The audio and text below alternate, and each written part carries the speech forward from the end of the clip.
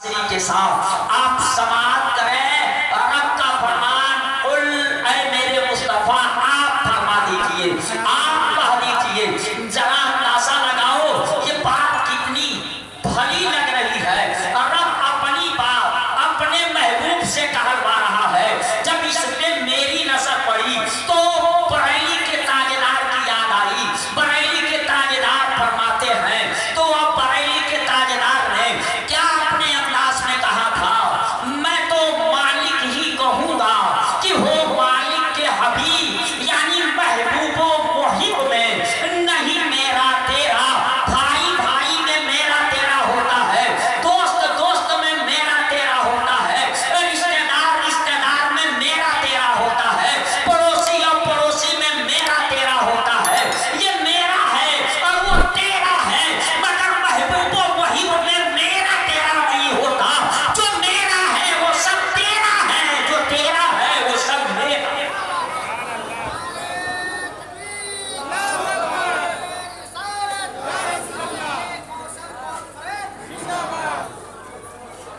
मैं तो मालिक ही कहूंगा कि हो मालिक के हबीब यानी महबूबो मुहिब में नहीं मेरा तेरा। जो मेरा है वो तेरा है, जो तेरा है वो मेरा है। ये महबूबो मुहिब के बीच का मामला है। और अब फरमाता है कुल लाए मेरे मुस्तफा आप फरमा दीजिए। क्या फरमाना है?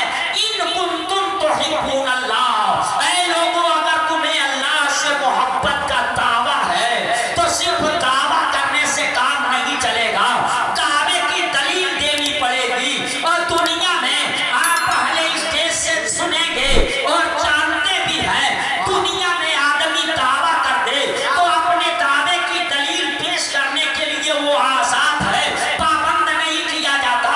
वो अपने दावे को सही साबित करने के लिए वो दलील में जो चाहे वो पेश करे, हमें और आपको सुनना पड़ेगा।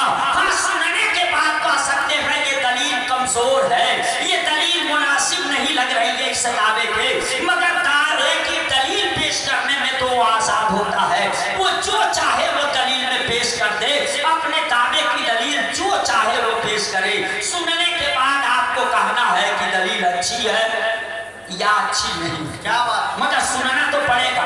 दलील देने वाले को पाबंद नहीं किया जाता, मगर यहाँ रब दलील तलब भी कर रहा है कि अगर तुझे अल्लाह से मोहब्बत का दावा है तो दावे की दलील देनी है, मगर तुझे आजाद नहीं छोड़ा जा रहा है कि जो चाहो वो दलील में पेश करो। मुस्तफा फरमा दीजिए दलील पेश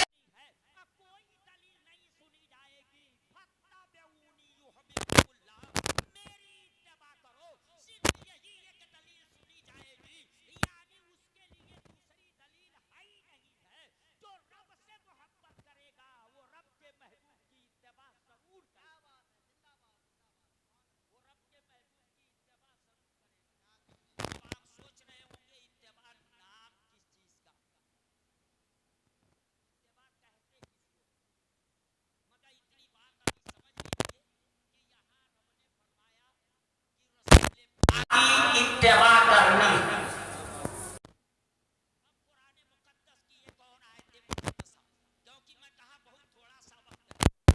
दूसरी जगह रब फरमाता है अतीउल्लाह व अतीउर रसूल, अल्लाह की इताअत करो और रसूलुल्लाह की इताअत करो।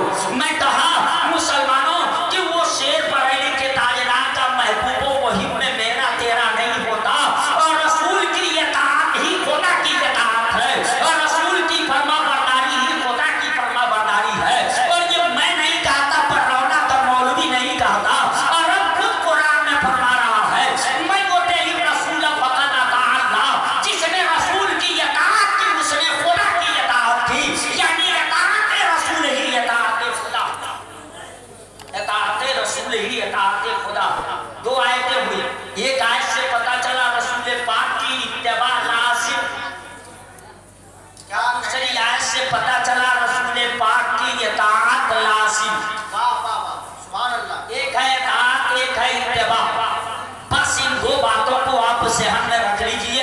मैं आपसे रुखसत बोलूंगा, इताअत किसको कहते, इत्तिबा किसको कहते, दोनों में थोड़ा सा फर्क है।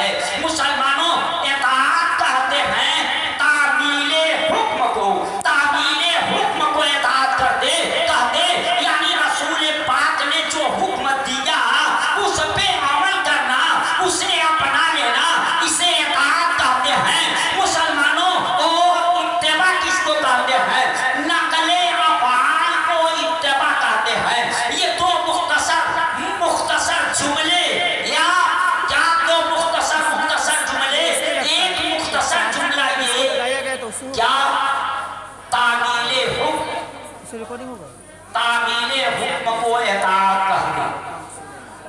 नारे तकबीर, नारे रिसालत, या रसूल अल्लाह। पीरे तरीक़त, गुले गुलजारे नक्शबियत, नक्शबंदियत, औलादे गौसे आज़म हज़रत सैयद शाह गुलाम रसूल साहब क़िबला। नारे तकबीर, नारे रिसालत, उलमाए अहले सुन्नत। तशरीफ रखें आप हज़रत, तशरीफ रखें। बैठो यार, बैठो। ए बेटे,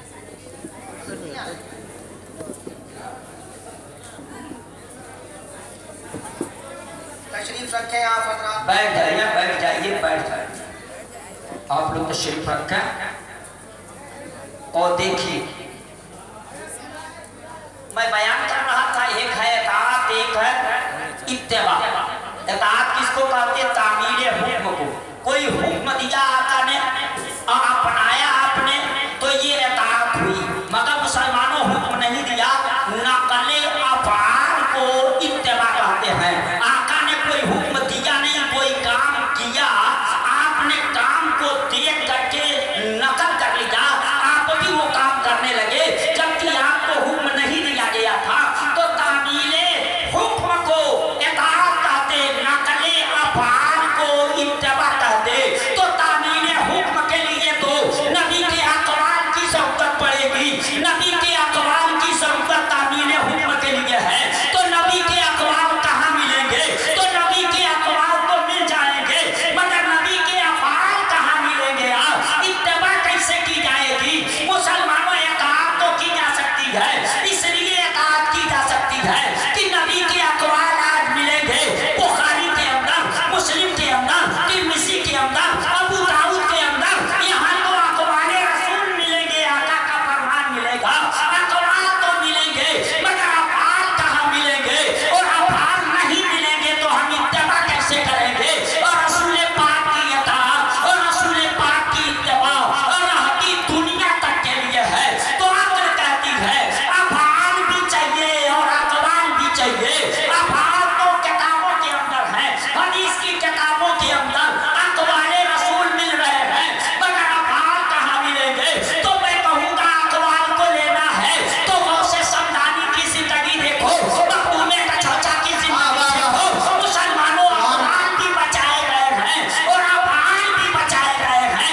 अफ़आल बुज़ुर्गाने दीन की ज़िंदगी में मिलेंगे और अक़वाल हदीस की किताबों में मिलेंगे। और उसे ही देख करके हमें करना है, हमें अब नकल करनी है, हमें हुक्म मानना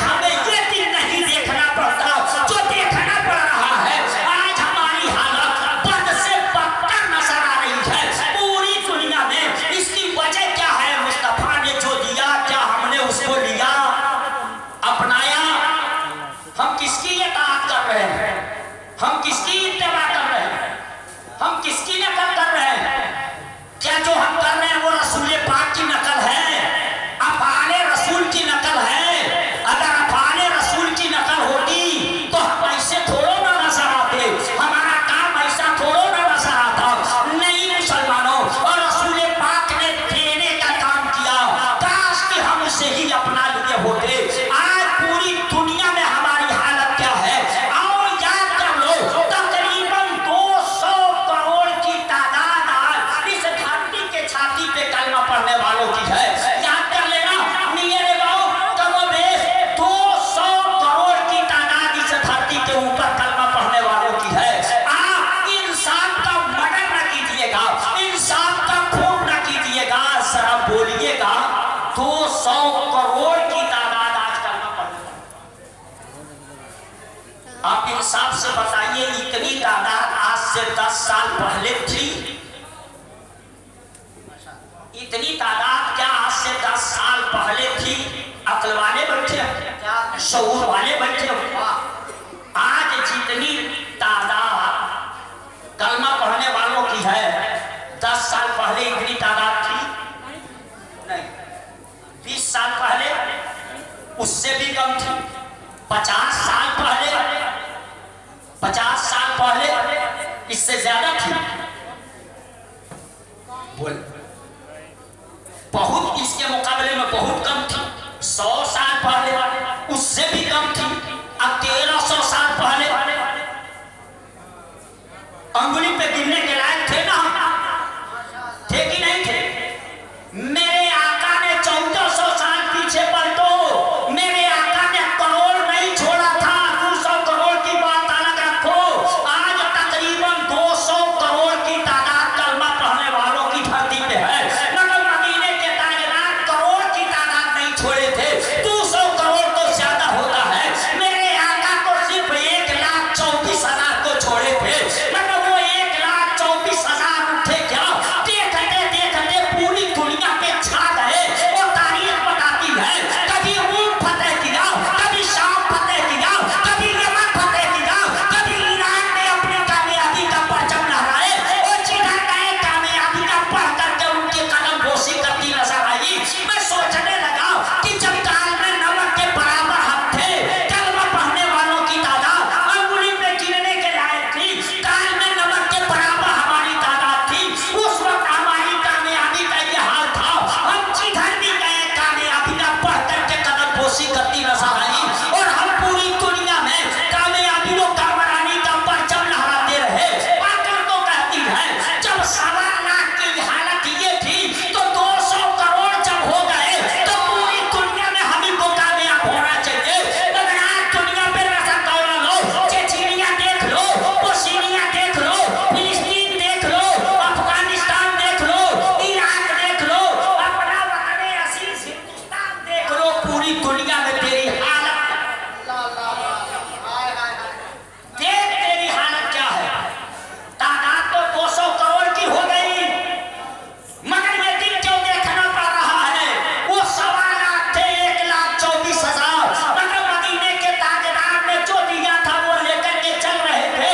आका ने उन्हें कुरान दिया था और उनकी जिंदगी को कुरान बना दिया था। देखने वाले ज्यादा होते और पढ़ने वाले कम होते। कुरान दुनिया ने बाद में देखा और सहाबा की जिंदगी को पहले देखा। देखा सहाबा को कुरान समझ में, देखा सहाबा को इस्लाम समझ में। आका ने वो बनाया था, कुरान दिया था, उनकी जिंदगी कुरान बना।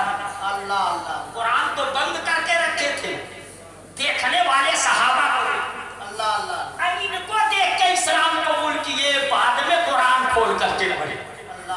तो इस्लाम कैसे समझे मुसलमान को देखकर? कल के मुसलमान वो थे, उन्हें देख करके दुनिया इस्लाम समझा करती थी।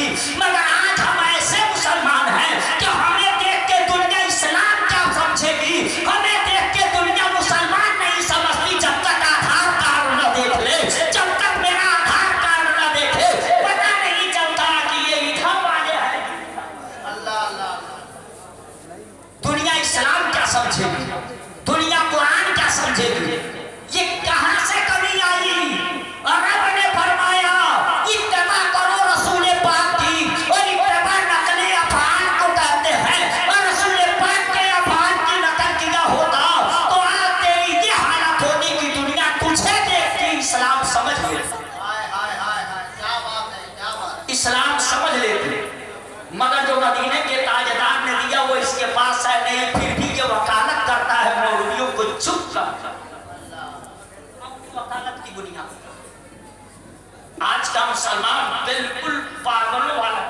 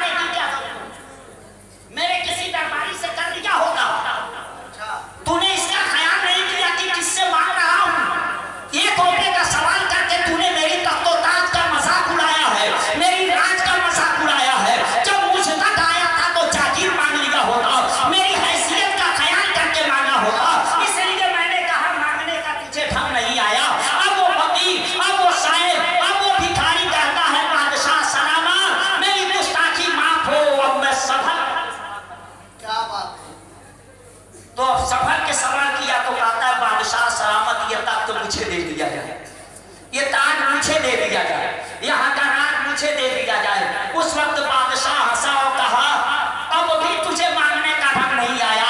जब पहले सवाल किया था तो तूने मेरा ख्याल नहीं किया कि बादशाह से सवाल कर रहा हूँ, और दोबारा जब पलट के सवाल किया तो जालिम तू अपना ख्याल न कर सका। दरवाजे दरवाजे प्याला घुमाने वाला, अगर तख्त दे दिया जाए, ताज दे दिया जाए, राज दे दिया जाए तो मुल्क बचा न सकेगा, मुल्क गुलाम हो जाएगा। तो पहली बार तूने मेरा ख्याल नहीं किया, दोबारा सवाल करने वो सवाल के तो पता चला देने वाला जब देता है तो अपने को भी देखता है, जिसको देता है उसको भी देखता। आपके इस जामिया के अंदर पढ़ाने वाले एक से एक सलाहियत के उलमा हैं, मगर आपका बच्चा पढ़ने तक पहुंचेगा तो क्या ये बुखारी शरीफ पढ़ाने सलाहियत तो है, मगर आने वाला ही सलाहियत नहीं है कि उसको पढ़ाया जाए। तो पता चला देने वाला अपने को भी देखता, जिसे देता है उसे भी देखता। मगर मेरे आका ने दिया। हुआ क्या, मैं एक जुमला बोल गया था जो लोगों को बुरा लगा। क्या हमारी कौम पागल? वो कैसे?